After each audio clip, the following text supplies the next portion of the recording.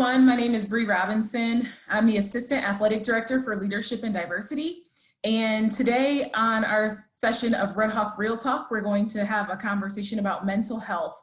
The purpose of this conversation and this space is to really elevate the voices of our student athletes. And so I have several student athletes and also joined by a coach today, and I'll allow them to introduce themselves at this time. Hi, I am Danny Fisher. I am a sophomore academically, but I'm doing the 5th year, so freshman again athletically. I play golf here, and I'm from Lake Forest, Illinois. Hi, I'm Sarah Wojcik. I'm a senior from Glenview, Illinois, and I'm on the volleyball team. I'm Jack Clement. I'm a sophomore here, play hockey, and I'm from Bloomfield Hills, Michigan. Hi, I'm Donovan. I'm a 5th year senior here from Columbus, Ohio, and I play football. Hello, I'm Coach Kieran Kumar. I'm the head softball coach at Miami, and I'm from Santa Ana, California. Thank you all for introducing yourselves to our audience today. We really appreciate you being here. We realize that in athletics, just in general, having conversations about mental health is not easy. And so, or having conversations about anything regarding difference. So can you tell us a little bit about why you decided to engage in this conversation and why this topic is important to you? Well, I think for that very reason, I feel like, especially as athletes and kids of our age, it's really hard to talk about what's going on mentally. The stuff you see is pretty easy, but the stuff underneath is kind of overshadowed by that. So I think just being a part of this is going to be super helpful for everyone. Yeah, I think that with athletics there's a lot of things prioritized, physical health, how you're feeling on the field or the court or the rink, whatever it is. But I think I personally think there needs to be a bigger focus on how you mentally feel, whether that's on the field or rink or court or in the classroom or just in your life in general. So I think it's a conversation that we should be having a little more. Yeah, going off of that, I also think that sometimes as athletes, sometimes our voices kind of are not heard, and sometimes people can push things away. But I know from like past experiences, I always want to voice my opinion, but sometimes I get nervous. So just being able to voice my opinion, I hope to help other people speak their minds on mental health and everything. And part of that, being an athlete, there's a stigma out there that they're always go, go, go, when really you can take a step back and kind of just approach your mental health and think about it and talk about it like this. And maybe not necessarily something that you're going through, but your teammates or something like that. So I'm here because I want the athletes to know that coaches think that mental health is really important, that we want to know what you guys need and also what we try to do to help you guys. So it's a little bit on a different end from when I play to what you guys do now is very different. And so learning the challenges of what you guys face and trying to help you guys through it in different ways is kind of why I'm here, to talk about what coaches try to do and then get feedback from you guys, so we know that we're doing everything we can to help you, not just physically, but also mentally off the field. Coach, you brought up a phenomenal point, and I think that point speaks to the things have changed a little bit. When I played, the focus was on the mental side of the game and being prepared to step into, in my sport, the batter's box, right? And being able to be calm enough and have the confidence in yourself from a performance standpoint. And I think that some of the conversations and what we realize as coaches and administrators have shifted to care for the total person, right? We understand that a student athlete or a person cannot perform and give their very best if they're not doing well holistically, and they're not practicing self-care or practicing mental wellness or stable enough to do so. And so to bring it back, I guess my question for the group is, what conversations about mental health did you have with your families or your coaches growing up? And what were those messages that you received? I think I was really fortunate enough to grow up in a family where like we were, or we still are, really open about just how we're feeling and what we're going through. In terms of like specific mental health stuff, I'm still learning. I think we all are. But I, yeah, I mean, I just think it's really important to keep learning and to find out more information every day. Yeah, for me, I feel like I personally never really had those conversations. Definitely here and there, but I also saw a lot from outside things, from friends, and sometimes family. I saw a lot of like mental health problems going on. So I guess I had a firsthand experience with someone that I knew, going through those things. So that kind of showed me, like, kind of like that was just kind of like my message there, like, what can I do so I don't have to be in that position, and how can I help those that are struggling or are maybe not vocal about it, and how can I help them have a voice and at least be comfortable with me talking about those issues. I think one like takeaway in any like mental health talk I've had is you never really know what someone is going through. So that you could be super close with them and they might not feel comfortable enough to open up with you about them, or maybe they go to someone else, or maybe they just keep it in, which can be very, very, very tough. So I think just being aware of how you interact with people is huge. Yeah, growing up, I definitely, with my parents, it wasn't a specific talks about mental health, but something that they were really good at was asking me why I felt a certain way. You know, why did you feel that way about the game, or why did you feel that way about that outcome? And what that let me do as a kid, and growing up to this day, and hopefully as I continue to get older, is really go through that mental processing of, okay, well, why do I feel that way? And kind of really dive into my inner mind and my emotions surrounding, you know, a certain area or a certain outcome. And I think that's something that is underrated in today's world, and I think that could be applied a lot more on a broad scale, to ask yourself, you know, why am I feeling this way, and let's dive into it a little bit.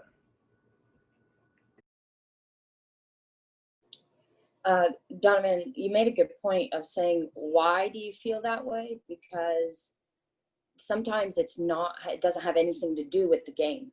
It could be something that you don't even think about. So that's really big. And, you know, when I grew up in the 90s, we didn't talk about it. There was nothing that we talked about. But what I did learn, and going on what Jack said, you never know how someone is feeling. So you always treat them right.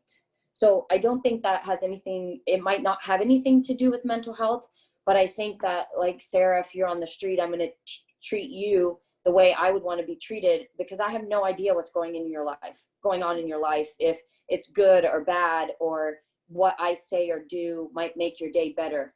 So that's not, to me, that might be a mental health thing. It's not talked about that way, but treating people the way you would want to be treated regardless, because you don't know what they're going through or how they're feeling, what just happened. So that's kind of how it was approached to us, but we never talked about it. We still don't talk about it, feelings at home or anything like that.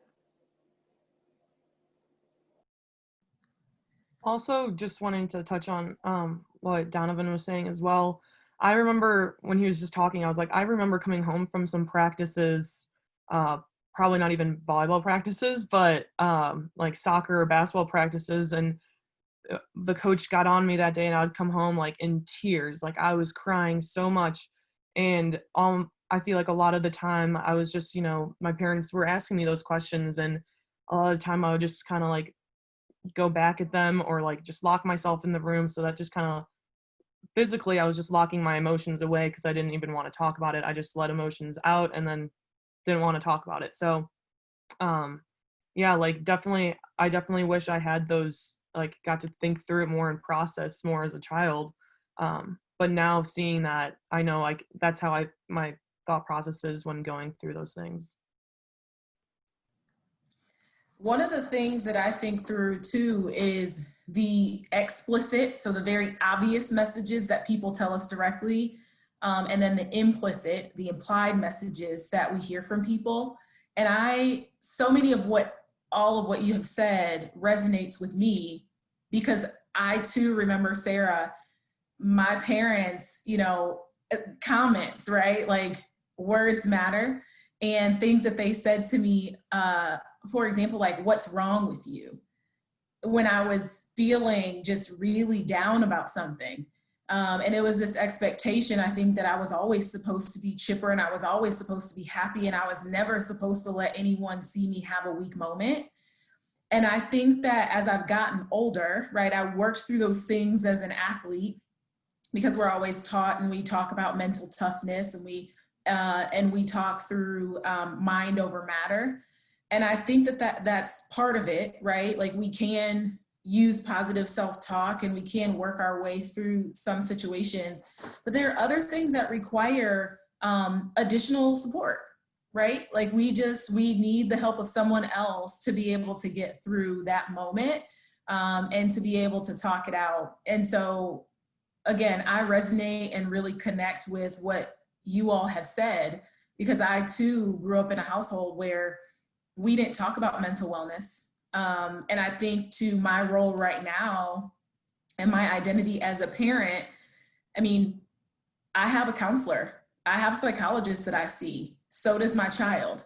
And I think that those things are very important, because to me as a parent, it doesn't matter if my child is telling me or they're telling someone else. They understand that there are healthy coping mechanisms, and that it's okay, right, to have a hard time. It is okay to manage your emotions and to have emotions. And so I appreciate so much of what all of you have said. So shifting a little bit to just your identities, we understand that you're so much more than student athletes. And so can you talk me through a little bit of how mental health has really shaped your life, or how you've dealt with mental health as a student athlete, and also with your other identities? We realize that you all are probably siblings, that you all are children, that you all are, it may be engineers, it may be future attorneys, teachers, what have you. How have you managed mental health and managed to balance all of those different identities and remain grounded as a student athlete? I think especially playing, any sport, but golf is so mental, to where, at least for me, I like live and die by each score I shoot. So, that night after I play poorly or I play great, just those ebbs and flows can be really tough. So probably around high school, I started practicing mindfulness meditation, which I have just loved, keeping me in a state of equanimity, not too high, not too low. I still talk with my mindfulness coach. So that, even more so in life than golf, has really helped me kind of just stay grounded in all aspects. Yeah, I think when I look back in mainly high school, when it comes to mental health, on a more personal note, when I was a sophomore, junior in high school, I had a friend of mine that passed away under some tough circumstances for me and for the school itself. And as a 15, 16-year-old kid, I don't think any 15, 16-year-old kid is ready to deal with that and to work their way through it on their own. And for a while, I kind of locked myself away a little bit, kind of said, okay, I'm going to deal with this. I'm going to deal with it on my own. Still don't talk to my parents a lot about it. But what I did do over the years, and to this day, is talk with close friends, the close circle that I have, and the circles that I built up because of that. And so by talking with, the people that I trusted the most, which was sometimes was family, sometimes was friends, sometimes was coaches, instead of building up walls for myself that I originally put in place, instead of building up walls to close everything off, I tore those walls down and built up support beams. And those beams, figuratively speaking, help prepare me for help prepare me, not, completely every time, but help prepare me for what's to come in life. And so that's what I think back to a lot, is just how that situation influenced me, and what I gained from it, from a tragic situation. Yeah, I also was introduced with a lot of unfortunate things growing up, in terms of mental health, and whether it was depression or anxiety wise. I was introduced to those things really early, so I knew I had to kind of mature myself while going into college. Freshman year was a big roller coaster for myself, and um, I thought a certain way and it didn't go a certain way in terms of volleyball, and I knew I had to kind of shift my mindset into how I wanted it to be, because I was super down on myself every single day coming back from practices. Then coming sophomore year, one of my other teammates and I really kind of mended our brains together, and we ended up producing, well, I wasn't producing, but her one of her friends from home put together and helped us kind of create a video on mental health that was actually posted by the Mid-American Conference. And that was a big thing for us because her and I have dealt with anxiety and other issues, and that was something that we really felt the need to voice in the volleyball community, as well as other sports as well. So that's something that made a big difference on me in voicing mental health, as well as what kind of Donovan was saying, just kind of finding your person has been the big thing for me. I just on my team or outside of volleyball or anyone else's sport, finding your person that you can trust and talk to about your feelings. If you choose not to go talk to someone that is experienced in that field, for my personal reasons, I definitely like having that person to talk to, because they're the same age and they kind of understand what I am going through at times. And sometimes even if they're not here for giving me back feedback, but they're just there for me to rant to sometimes. So that's also been really helpful through other student athletes at Miami. Yeah, I think it's tough too. I just so much change happening. I moved away to play junior hockey. Hockey's a little different. I took 2 gap years after high school and played junior hockey in Louisiana for a year. And just to see all your friends go to college, and had myself questioning is this something I really want to do? And talking to my parents and FaceTiming them at night and stuff like that, they're asking all the right questions, but I'm not voicing what I want to say to them necessarily. And it's something that I want to talk to them about, it just I couldn't. So to have those people and friends around you and outlets and coaches that you can go to and talk about stuff like that really helped me through some of the dark times of playing junior hockey and wondering if I really wanted to keep going with it. And I'm lucky to have friends like that help me stick with it. But yeah, like you said, Bree, about your parents asking what's wrong or stuff like that. It's not you don't want to tell them, but sometimes you can, or it's too hard. Or Hey Bree, can I ask a question to them?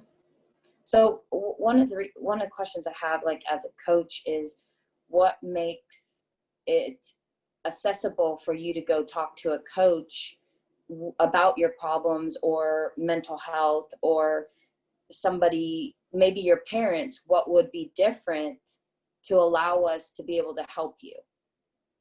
If there is something that because right now what I'm hearing is that you guys have found a really good group of friends to talk to, which is great because they probably have similar experiences and dealings. But sometimes a coach or a parent has had experiences that could help because they've already been through something.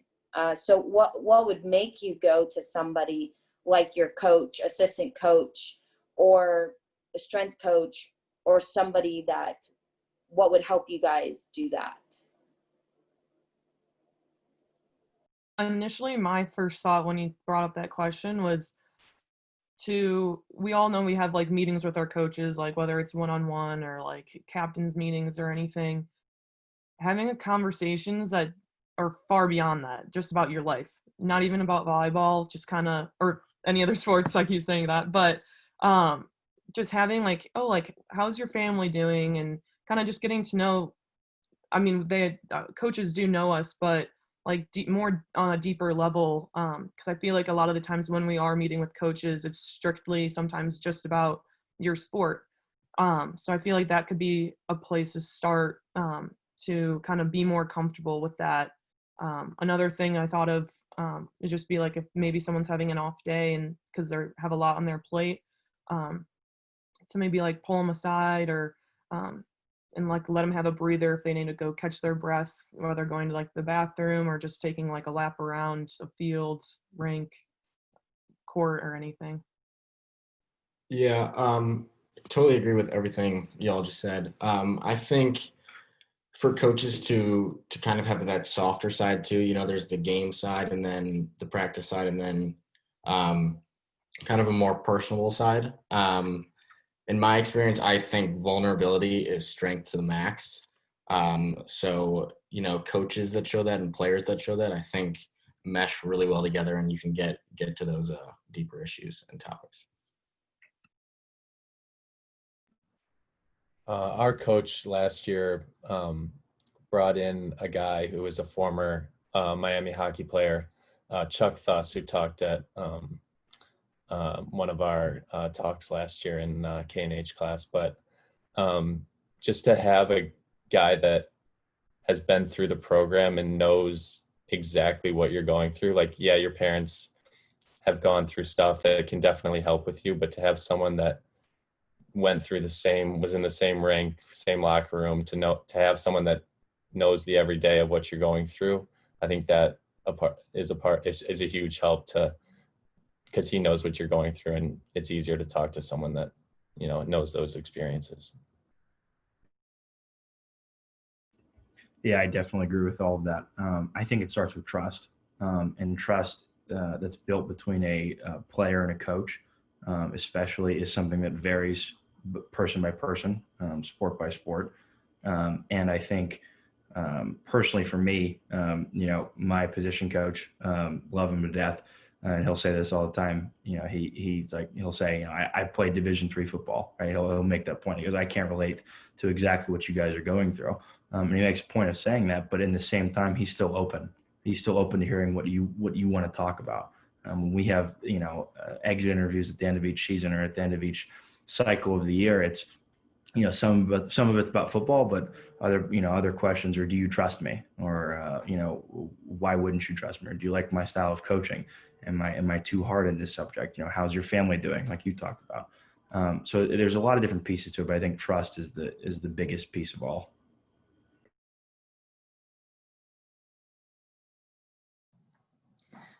I think that was a great question, because at the heart of it all, I'd like to think that there's some intentionality behind us being able to have these conversations. It's not just for the sake of us being able to talk, right? But it's to be able to build some trust, and understanding that we as an administration, we as a coaching staff, that we really are here to support our student athletes and do so in the best way possible, and meet you where you are and be able to walk with you on your journey throughout Miami and throughout your Miami athletic careers. I want to bring the conversation back to something that Danny said in regards to mindfulness. And I heard you also use the word vulnerability. And I really connected with that, because I think that that's really, really difficult to do. And I also heard many of you say that words like, well, other people don't understand. So when you say that people don't understand, what is preventing you all, or what has prevented you in the past from being vulnerable and opening up and sharing your authentic and true feelings? And what do you think that people maybe don't understand about a situation when you're not maybe feeling at your best mentally? I think the idea of, why, for me personally, why I didn't show my true feelings or really express what I thought in times of, hardship, is mainly, the selfishness that I think every person has. It's, I can take care of this on my own. I can rely on me. The only person you can trust is yourself, right? The age old phrase you've heard. And I think that's a huge piece to it. And in terms of, why I wouldn't think other people to understand. It's more of the, if you flip it back around, it's why I wouldn't understand them, so why would they understand me? And I don't think that's what it's about. We talk about empathy a lot. You don't need to understand someone's situation to be able to empathize with them. Yeah, no one's situation, even if it is, on paper identical, no matter what it is, that doesn't mean it's going to be the exact situation. You don't know the life that person's lived. You don't know the relationship they've had, but it's all about empathy and understanding. Not saying that I know how you feel, but I recognize how you feel, and I'm here to listen. I'm here to listen and help you in any way that I can. So as a coach, it's sometimes can be difficult to be vulnerable to student athletes, not because we don't want to, not because it's also in thinking of things. For me, I sometimes think that why would they care, right? It has nothing to do that I don't think that you guys don't care about us as people, but you guys have so much else going on beyond what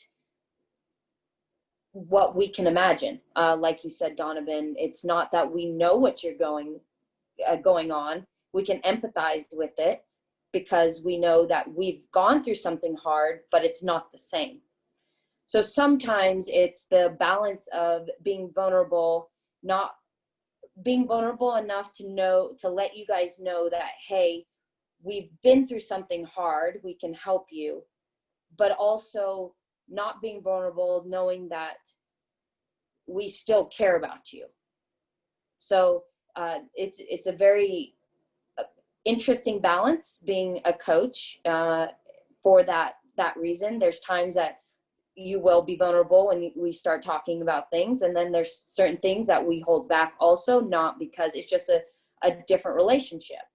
But those are great points to bring up to help us get you to open up, maybe not to us, to somebody else. So one book I would recommend is called Mind Gym. I don't know if anyone's read that book. It is a book for all sports, and I have players that I've coached that even when they're going through tough times during season, always refer back to that. So that would be one thing I said, and I've read it, and it's helped me be more vulnerable and open to student athletes. So Coach, I think that's a perfect segue, if you will, because you just shared a resource in the form of a book that people can use and people can read to manage their mental wellness and practice self-care. But I would ask the group, what strategies or tips or resources would you suggest for people trying to manage their mental health, especially right now? I think just what everyone was saying a couple questions ago, I think we all got our teammates and then the resources we have. I think we have so many resources, we might as well use them. So reaching out to everyone when you're not comfortable. It's hard. I don't always do it, but it's really beneficial when it happens. Yeah, I definitely agree with that. Just like I said before, finding your person or having multiple people to talk to, that's definitely been a huge thing for me. Also, just finding time for yourself at points in your day that you can kind of reflect and really kind of understand your emotions more and think through them more. I think Donovan kind of talked about that earlier as well. So those two things have been huge for me. So.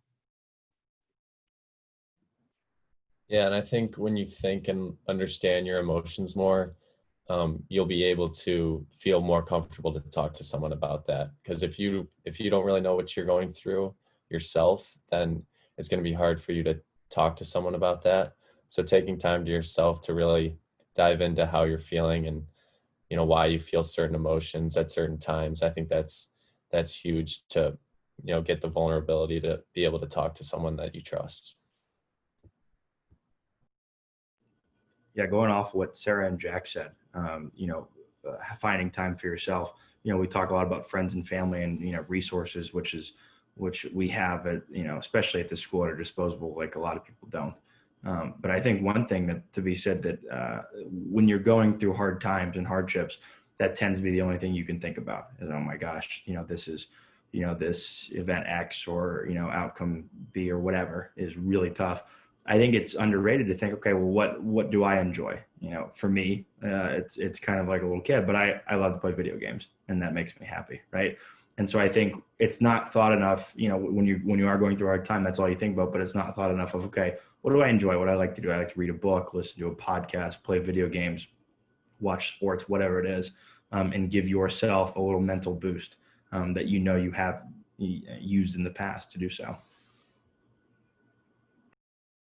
That is absolutely right. Like as a coach, we also have that where we have to step away sometimes from our sport because this is our profession. It is 24/7 with recruiting. And some people ask, why have you been in it for so long? And I think the reason it is because there are times where people say, oh, well, you're not going to this camp and you're not going to this camp, how are you doing your job? And I sit back and I know every December I am going to a new country. And that is my happy place. That in December, regardless of what everybody else is doing, I am doing something that makes me happy. I'm recharging my batteries to come back in January to go full blown. And I think people talk about professionals doing it. And what I mean by professionals is people in the workforce.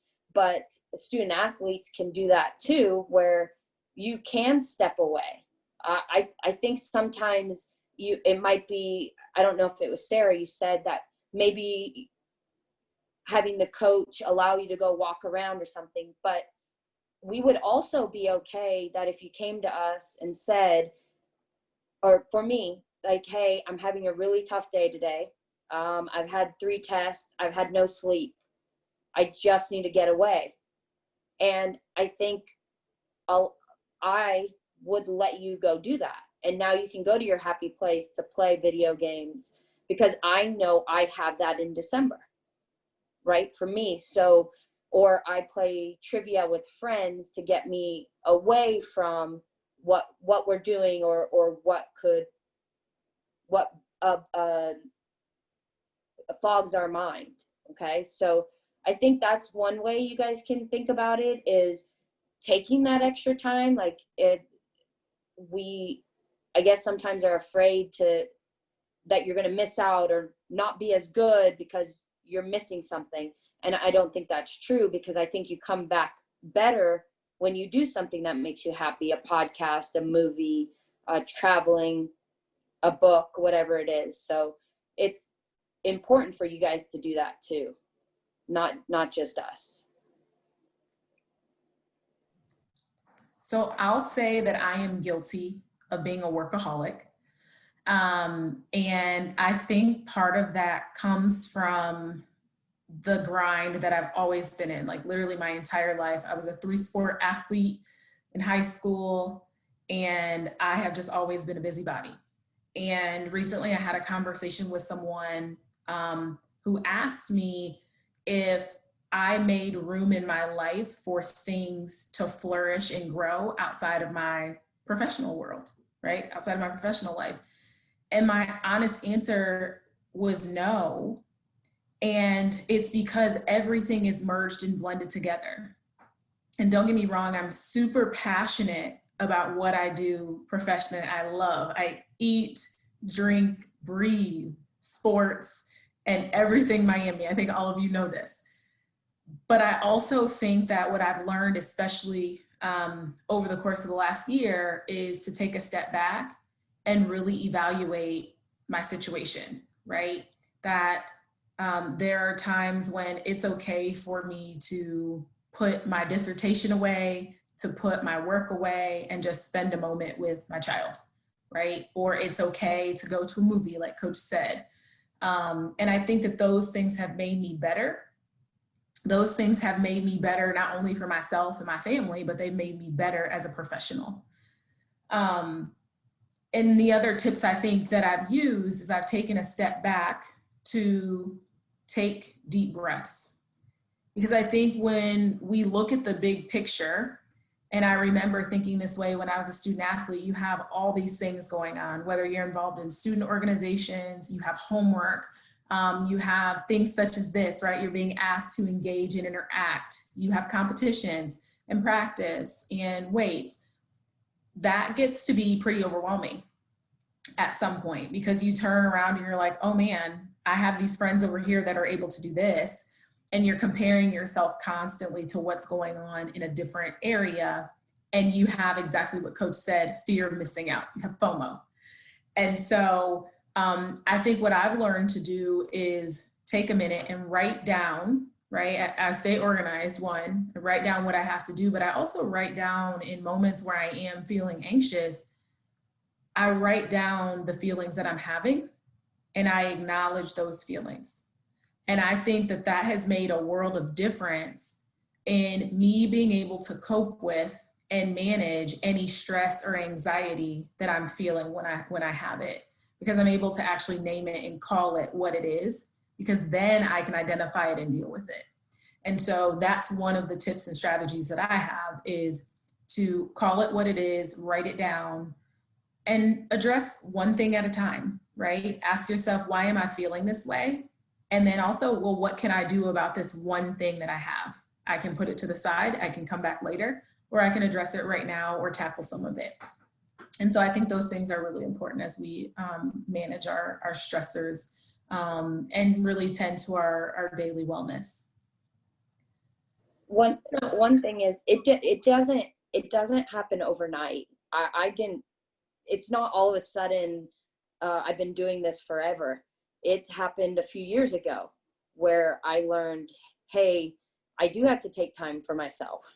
And so that's one thing that everyone has to know, is that it doesn't come easy. It doesn't come easy. You have to set time. I have a standing trivia night with my friends, and it's in my calendar. So I know on this day at this time, I plan around it so I can do that. So sometimes that's what you have to do, is put it in your calendar. So you know when you see it, that time is for you. That you don't let someone schedule something for you. You know that this is for you. And that has really helped me be relaxed in trying something new. So just to I'm sure you guys know, but I'm a new head coach. So it's a whole different thing, moving to a new place during COVID, not getting to meet people in person. The first time I met my team was on Zoom.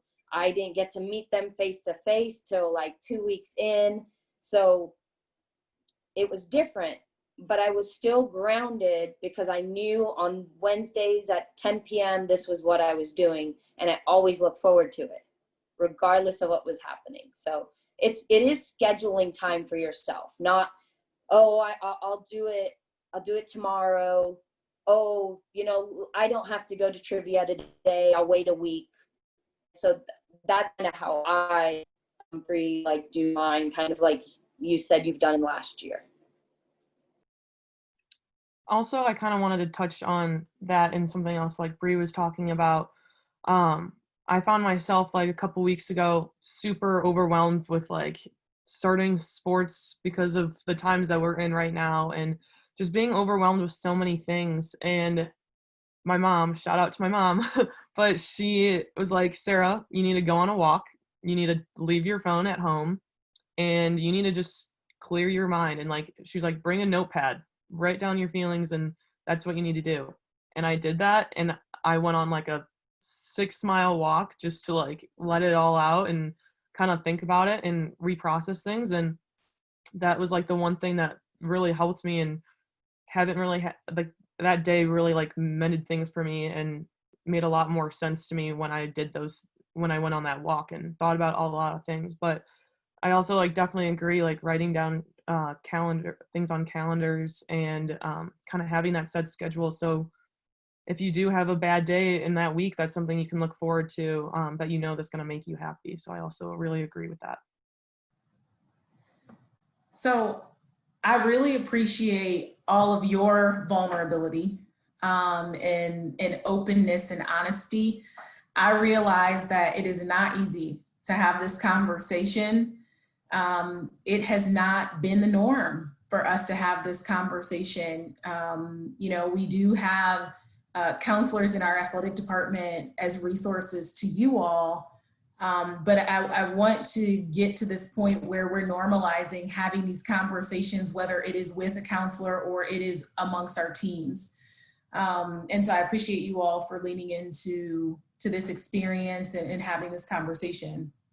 So how can we continue to have the conversation about mental health and destigmatize the fear that lies in athletics around mental wellness and self-care?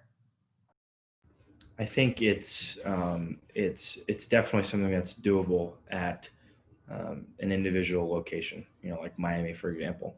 But on a massive scale, I think back to, for football at least, and I know this happens in plenty of other sports, but it was really focused on football, is the topic of concussions. And for decades, that's all, you know, people would say, oh, you got a headache, you know, walk it off. It was not until people started saying, hey, no, this is really what's going on. This is really how I'm feeling about this. I'm scared about this. You know, I don't know how to feel about this. And when enough momentum has been growing, I think especially we've seen that now with the pandemic going on and a lot of the social justice issues, we have seen student athletes, especially of all levels and of all sports, taking advantage of the power that they have with their voice, and knowing the power they have, recognizing the power that they have.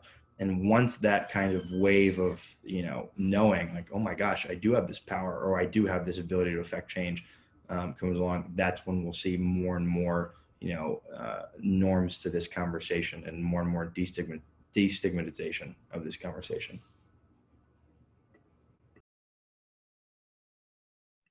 Yeah, I think it's just super powerful if athletes and just all humans just open our mouths and use our voices.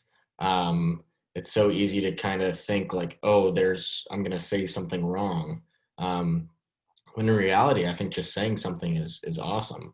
And it can never hurt to express your feelings to someone, your coach, your family. So like Donovan said, use the voice as our power for sure. I definitely think this is like also an amazing start to bringing it to minds of everyone at Miami in general.